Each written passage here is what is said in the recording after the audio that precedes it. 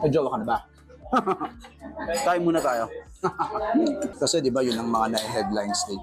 Yeah. Kay Kyla. Nating pressure yung mga sarili natin. Yeah. Di ba? Huwag nating ilagay din sa ganong. Ayoko na rin ng Ganon. showbiz pa yun. Aha. Sorry ah. No. You get my point, right? Yeah, of course. Yeah, I just want Kilala to mo be- naman ako. Yeah, lalabas at lalabas. Pero Right. ayoko lang nung may naghihintay na, alam mo yun, naghihintay ng tao. Parang wala, hindi na. Kaya na natin mangyari ang mga mangyayari. Huwag niyo na kami munang kulit. Ay, tumagat na.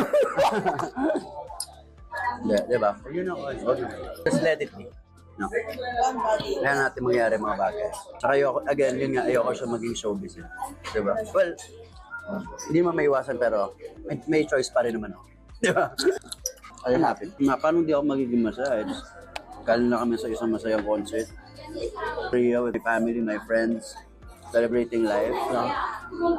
Getting an award Yeah. given to me by the people who loves me. Right. Diba? So, anong rason para maging malungkot?